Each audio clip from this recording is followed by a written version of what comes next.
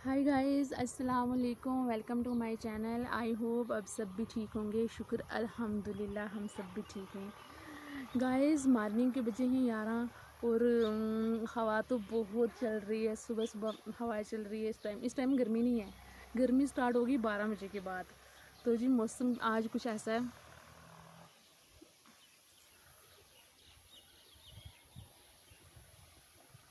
धुंध पड़ी हुई है।